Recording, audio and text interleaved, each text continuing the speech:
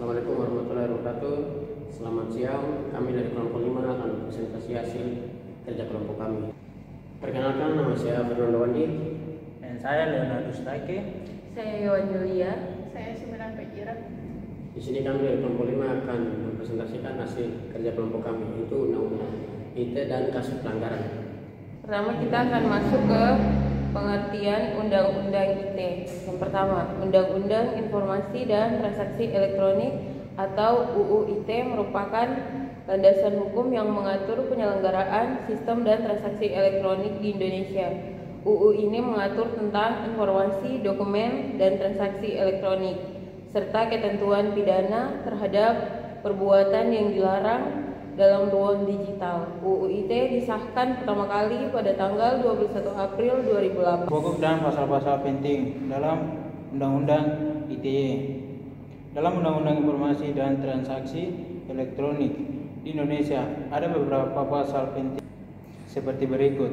Pasal 27 inti pengaturan pencemaran nama baik, contoh kasus penghinaan di media sosial. Pasal 28 hoax dan ujaran kebencian sara, contoh kasus penyebaran berita bohong. Pasal 29 inti pengaturan ancaman kekerasan, contoh kasus ancaman pembunuhan via WhatsApp. 30 dan sampai 32 akses ilegal dan presentasi,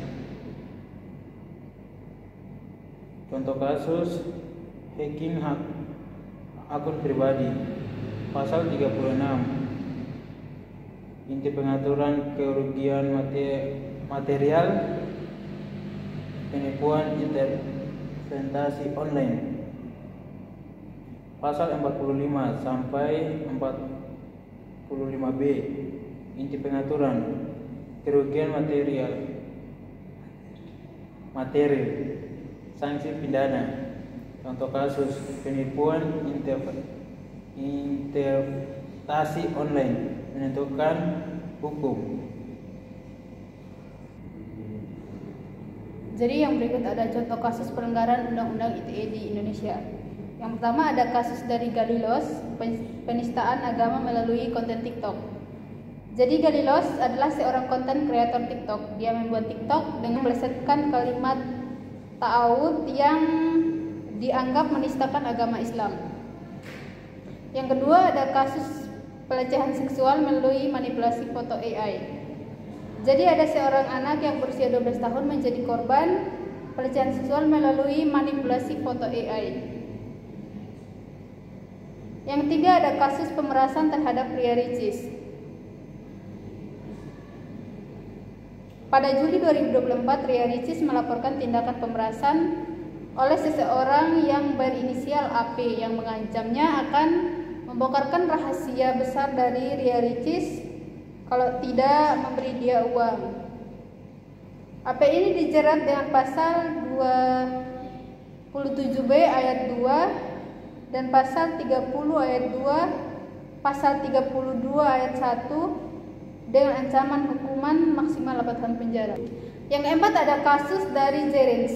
Jerins ini adalah drummer band Superman is Dead yang dipidana karena komentarnya di media sosial terkait IDI atau Ikatan Dokter Indonesia. Ia dijerat dengan pasal 28 ayat 2. Yang kelima ada kasus artis Nikita Mirzani. Nikita Mirzani dilaporkan ke polisi atas dugaan pelanggaran Undang-Undang ITE terkait pencemaran nama baik. Ia juga menghadap tuduhan pengancaman dan pemerasan dengan ancaman 9 tahun penjara. Jadi selanjutnya kita analisis etika profesi terhadap kasus-kasus yang ada. Yang pertama kita analisis kasus dari Galilos. Membuat konten yang mempelesetkan kalimat keagamaan merupakan pelanggaran serius terhadap etika komunikasi digital. Yang kedua, kasus manipulasi foto AI. Penggunaan teknologi AI untuk tujuan tujuan tidak etis seperti pelecehan seksual, melanggar etika profesi dan rekayasa perangkat lunak dan keamanan siber. Profesional TI seharusnya menggunakan teknologi untuk kebaikan, melindungi hak-hak privasi, bukan menyalahgunakannya. Yang ketiga, ada kasus dari pemerasan Ria Ricis. Tindakan meretas dan mengancam menyebarkan data pribadi merupakan pelanggaran berat dalam etika profesi. Yang keempat, ada kasus dari Zerins menunjukkan bahwa etika komunikasi publik harus dijaga meskipun seseorang merasa berada dalam posisi untuk mengkritik. Yang kelima, ada kasus ini menunjukkan adanya penyalahgunaan media sosial seorang public figure untuk menyampaikan opini atau pernyataan yang bersifat menyeram atau mencemarkan nama baik orang lain. Di sini kesimpulannya, Undang-Undang Informasi dan Transaksi Elektronik UU ITE merupakan perangkat hukum penting yang bertujuan untuk menciptakan tatanan yang adil, aman dan bertanggung jawab dalam ruang digital. Namun penerapannya seringkali memunculkan kontroversi karena dianggap multitafsir dan berpotensi mengekang kebebasan berpendapat melalui berbagai kasus. Pelanggaran yang telah dianalisis dapat disimpulkan bahwa pelanggaran UU ITE tidak hanya merupakan personal hukum, tetapi juga personal etika profesi.